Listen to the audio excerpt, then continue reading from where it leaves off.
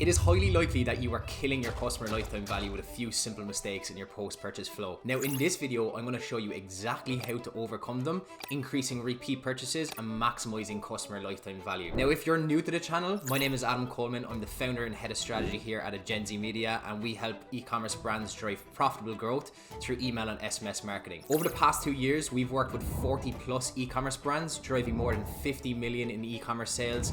Now with that being said, let's dive into the video. Okay, so we are in how to create a high converting post-purchase flow and turn first-time customers into lifelong fans. Here's a few interesting stats that we need to go over before we dive into the rest of the content, right? So 27% is the probability a first-time customer will come back and place a second order with any kind of general e-commerce brand, right? Now, that probability increases to 49% if you get them to come back a second time, and then 62% if they come back and place a third order. So why am I actually showing you this? Because your probability of getting that customer to come back again exponentially increases once they come back, right? So why I'm saying this is it's exceptionally important to get that customer to come back a second time, because that chance exponentially increases, right? So just moving on to the next slide, think about it.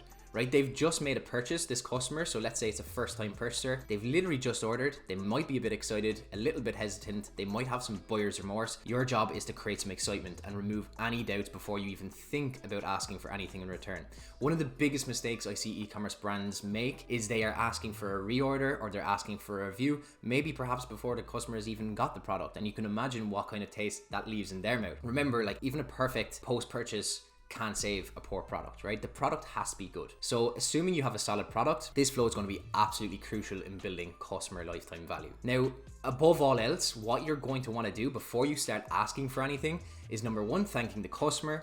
Number two, removing buyer's remorse, educating the customer, and a nice little personal check-in as well. So what we're going to do is we're going to go into a few different examples as to what all of this kind of means. So firstly, thanking the customer, make it a bit genuine. Plain text emails from the founder work exceptionally well here.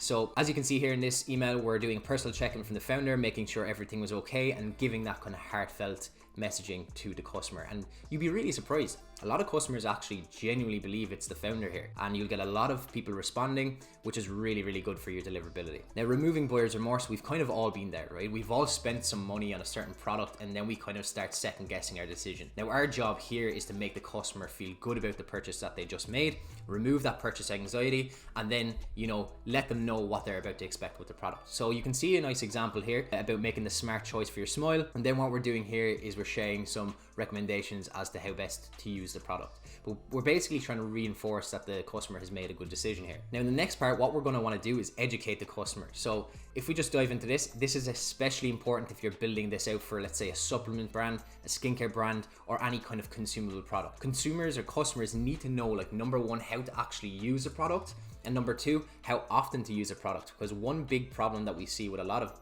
let's say, consumable product brands is customers might just simply not use the product enough. You might have to use a product once a day, you might have to use it twice a day, and the customer really needs to know that, and they need to have that habit built from the get-go. So as I said here, if you set those expectations, the customer will be far more likely to actually use a product as intended and have a good experience.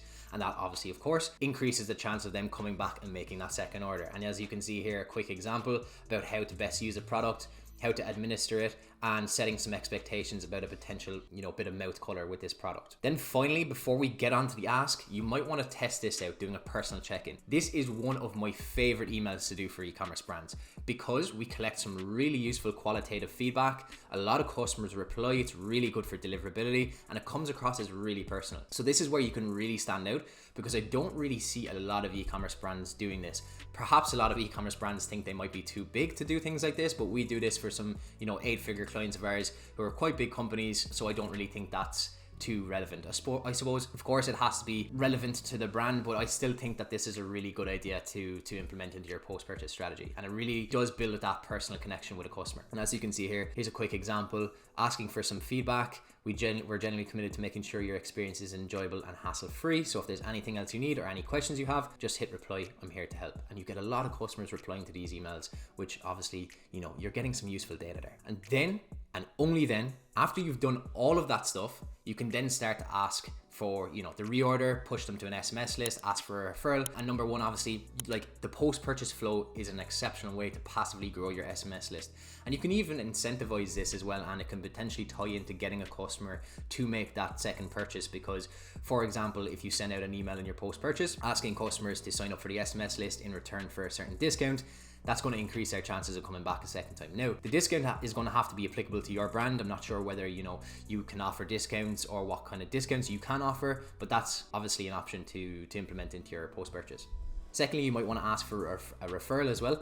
This works really well for, especially for brands who, let's say, there isn't that repeat purchase nature built into the business. Of course, it's still good for, you know, consumable products, and it's really important, but this is where you're really going to try and maximize, I wouldn't even call it LTV, but it's basically like the value, the overall value of that customer, because they might not come back and purchase a second time, for example, if it's furniture, but for example, they might, you know, refer a friend, and then therefore that value from that customer is increased. And then of course asking for the reorder. So what we normally like to do here is perhaps show them the product that they recently bought and try to get them to buy more of that, because that's the product that they're most likely to buy. And of course you can get into cross-selling, upselling as well onto different products. Now, what we're going to do is we're going to dive into the actual structure of the post-purchase and how we generally do this for clients. Again, this is basically a template. Feel free to kind of edit and play around with this for your own brand. But without further ado, let's kind of dive in. So firstly, the triggers and filters, right? So obviously the trigger is going to be placed order. As a little side note, if you do need to split your flow based off of a certain SKU, you may need to change this trigger to ordered product. That only applies, let's say, if you're selling supplements and you have different SKUs for different amounts of supplements, for example, a 1 month, 2 months, 3 month supply. You may want to tweak your timing in the post-purchase for a reorder email based off of what SKU they've bought. So in that example, you might want to trigger this based off of ordered product, but that's totally, you know, brand specific, very dependent on what you're doing yourself. Now, you'll also want to make sure that you have some profile filters set in place as well. So we want to make sure that if they've canceled their order throughout the process, that you're kicking them out. And if they've refunded their order, you're kicking them out as well. Because, you know, if they've asked for a refund, you don't want to be annoying the customer anymore. Now let's just dive into the structure here a little bit. And what I might do is I might try and zoom in, see if I can kind of zoom in. My computer's kind of acting up here. But basically the way we split this out is we split it based off of first time purchasers, second time purchasers, third time purchasers, and fourth time purchasers. Now, going back to the statistics that I was sharing at the very start of this video, remember, we have to work exceptionally hard to get those first time customers to come back a second time. Why? Because that chance exponentially increases in them reordering again if we get them to purchase for a second time. So that is crucial, and I don't see a lot of brands doing this, and it's something that I strongly recommend you do. Now, generally just looking over the kind of content ideas that we could include in this, we have, you know, email 1, thank you email. Email 2, removing buyer's remorse. Email 3 is sharing those tips, product guides, recommendations, and how to best use the product. Email 4 is then your plain text check-in from the founder. As a little side note, again, like your timing will totally depend on, like, you know, how long it takes to ship items out. So we haven't added in any time delays here. This is going to be totally dependent on, you know, whatever brand you're working with or your own brand, but just keep that in mind. Email 5 then pushing to the social media or SMS list. Again, this is kind of after the customer has received the product. Perhaps they've used the product already. And then email 6, we can kind of ask for the reorder. We'll have some follow-ups there as well about the reorder. Now, for second time purchasers, that's going to be pretty much similar. You might want to actually edit the copy to acknowledge that they're a repeat customer and kind of thank them for that. But again, you're still going to want to remove buyer's remorse. You're still going to want to share some product recommendations. But in terms of asking for the reorder, this is what we generally like to do. So rather than, let's say, giving the customer a discount or anything like that, we try to upsell them to the VIP program. So what this means is if they join as a VIP, if they purchase for a third time, they'll now get early access to sales, VIP only discounts, VIP only content. And the key here is to make it really exclusive and to actually, you know, come up with your own end of the bargain there as well. So like, not only are you pushing people into the VIP list, you're also, you know, giving them that exclusive content. So what you can do here in email 5 and email 6 is upsell them to the VIP. I wouldn't even call it an upsell, but maybe push them into the VIP list and say, hey, look, if you purchase for a third time, you now enter into, you know, the VIP program where you get access to this, that, and the other thing. Then for people who purchase for a third time, you're going to push them into the VIP flow, which we'll talk about in another video. And then for those who purchase, let's say 4 times and above, they might just get a thank you email. You might want to add a bit more here as well, but essentially this customer, you know, they've